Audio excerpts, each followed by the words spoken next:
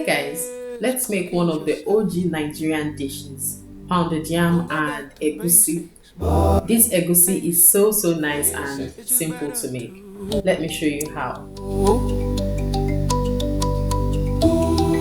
You need egusi.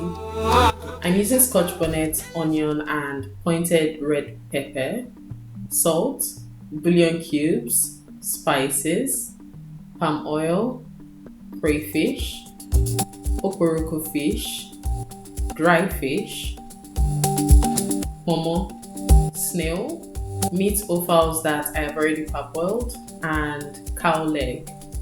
To a pot, I'm adding in my already parboiled meat offals. So parboiling is just pouring water over it and let it boil so that all the grime and the darkish stuff can come out, and then you rinse it again. I've added salt, bullion cubes and spices from the one I showed you. Check the caption for the specifics, and I've also added onion. A little bit of water, mix together and cover to cook. To the pressure pot, I have poured in the cow foot. So this is to make sure that it cooks really soft and it doesn't take as much time.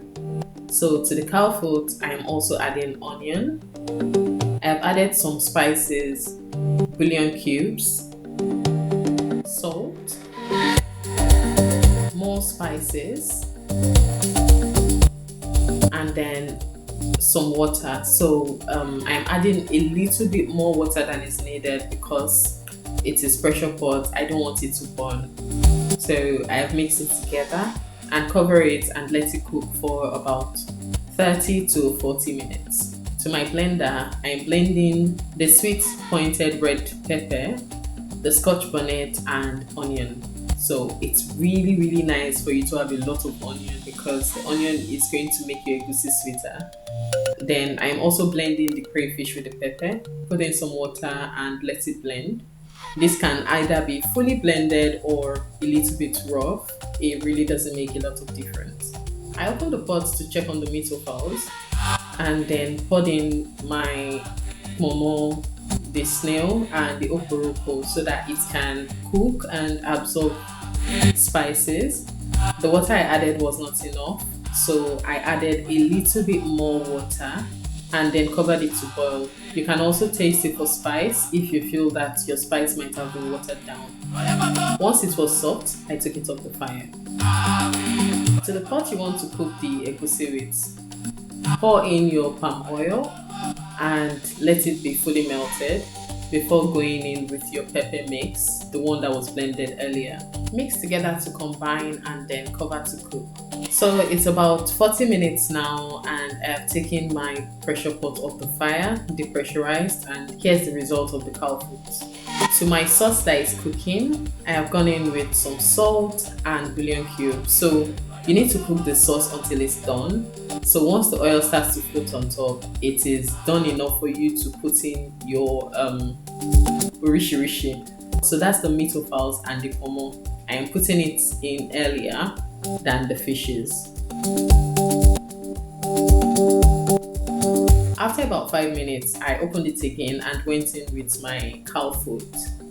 I stirred the soup together to combine and then covered it again to cook. About 5 minutes after, I opened it and went in with some of the meat broth. This is because the pepper was already looking dry, and I also wanted to put in the dry fish, which would absorb some moisture. So I needed to add more water. Instead of just water, I went in with my meat stock. On one side, I poured in the hot meat broth into the egusi. This is to soak the egusi up. I really don't like my egusi with lumps, so that's why I'm putting this much. Before pouring in my egusi, I had to remove the fish because or else it's just going to break inside. Then I'm going in with my egusi. Stir together and make sure that it's fully combined. So at this point, if your egusi is too dry, you need to actually add water because the egusi needs water to cook. But if it's not dry, you can just cover it and let it cook.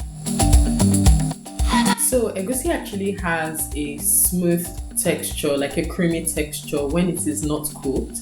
However, when it is cooked, it has this coagulated texture. So it's going to be like little fish eggs when it is done. So here I've had to add some more water because there was not enough water and it was actually starting to burn. So I cover this again and let it cook. I'm using kale vegetable for my egusi. So the first thing I do is rinse off my kale, then put it on top of the egusi without mixing it in. Then cover the pot so that the steam can soften it a little. Once it's soft, then I mix it together. It takes about 2 minutes actually. Then I mix it together and let it combine.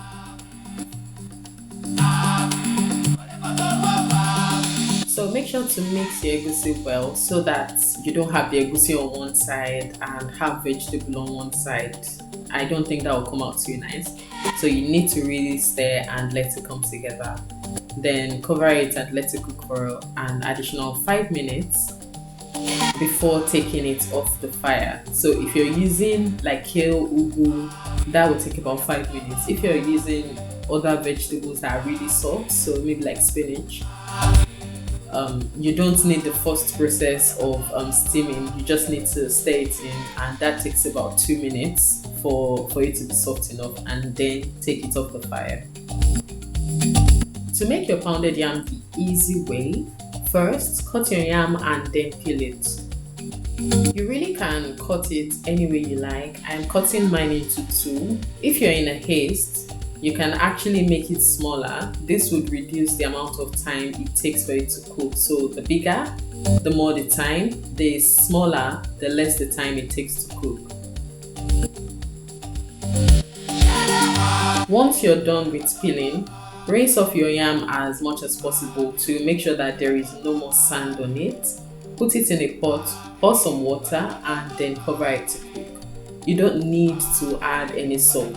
It's just the yam on its own to cook. To know when your yam is cooked, take a fork and pass it through the yam. If it's very easy for it to go through, then it's cooked. If not, you need to cover it and let it cook again. To pound my yam, I'm using my food processor. I'm using the knead tool attached to my food processor. So what I'm doing is to just pour the yam inside, cover the food processor and turn it on. After about 30 to 60 seconds, it's actually done kneading the yam. What I do is to open it and press the yam to check if it's too hard or not. If it's too hard, you can put a little water and then let it knead again. If it's okay, you can just cover it and let it knead for another 30 to 60 seconds. And then you have your perfect pounded yam. There you have it, your nicely pounded yam and egusi that is so nice. In fact, editing this, I'm reminiscing in the feeling I had when I was eating this food. It was so nice. If you try it, please let me know in the comment section, and I look forward to seeing you in the next video. Please subscribe. Thank you. Bye.